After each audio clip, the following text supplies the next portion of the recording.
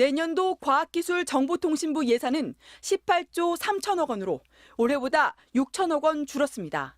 전체 연구개발 R&D 예산은 25조 9천억 원으로 올해보다 16% 이상 삭감됐습니다.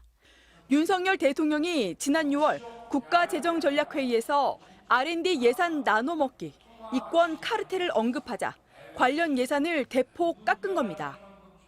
효과 분석 없이 추진된 예산, 돈을 썼는데 아무런 효과도 나타나지 않은, 왜 썼는지 모르는 그런 예산, 이런 것들은 완전히 제로 베이스에서 재점검해야 됩니다.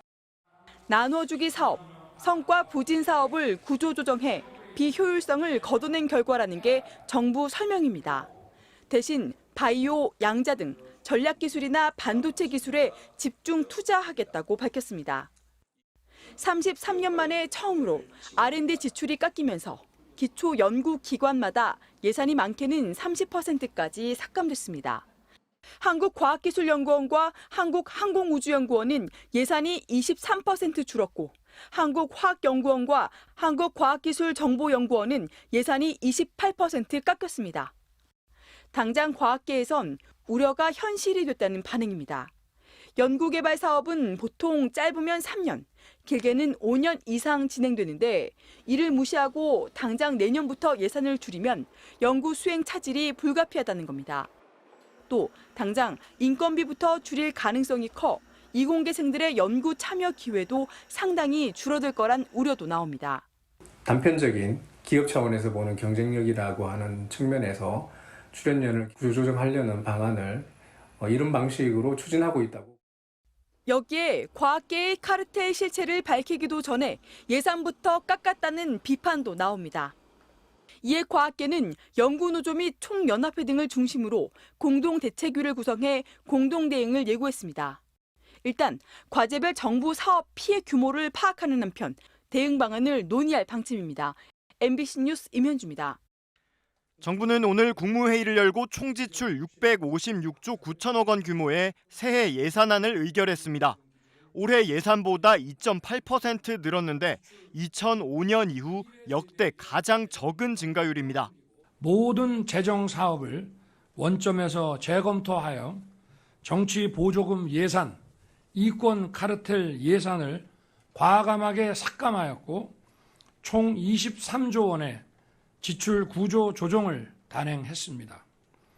보건, 복지, 고용 분야 지출은 늘렸지만 연구개발, R&D 분야 예산이 특히 크게 줄었습니다. 정부는 R&D 예산을 25조 9천억 원으로 줄여 올해보다 5조 2천억 원, 16% 이상 대폭 삭감했습니다. IMF 외환위기 당시에도 삭감되지 않았던 R&D 예산이 이례적으로 대폭 줄어든 겁니다.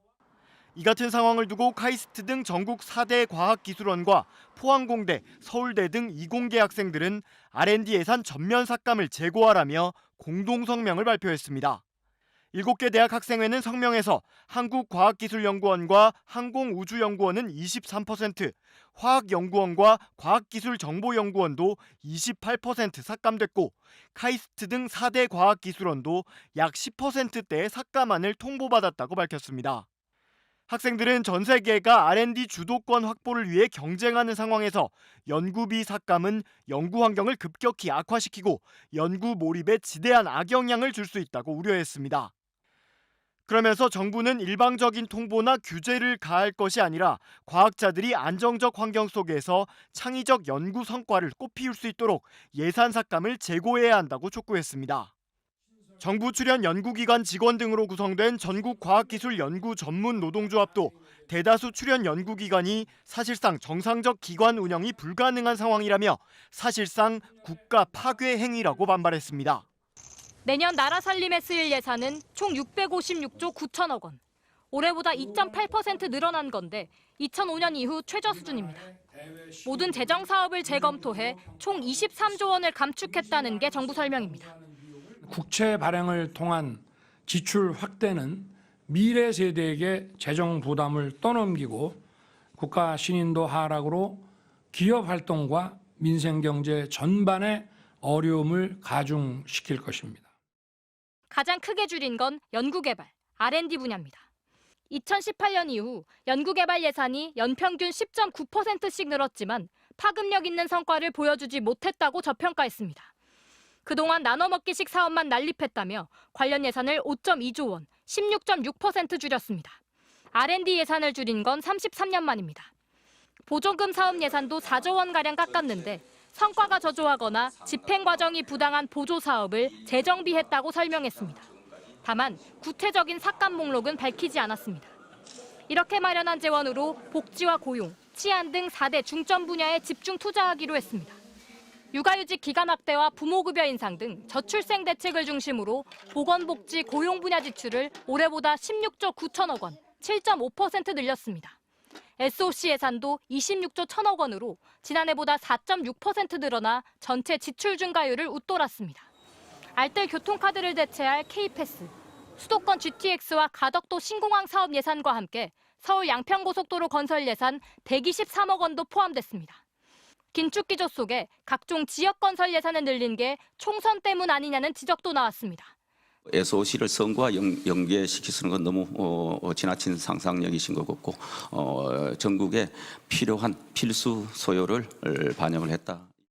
정부는 내년도 예산안을 다음 달 1일 국회에 제출할 예정입니다. MBC 뉴스 고재민입니다.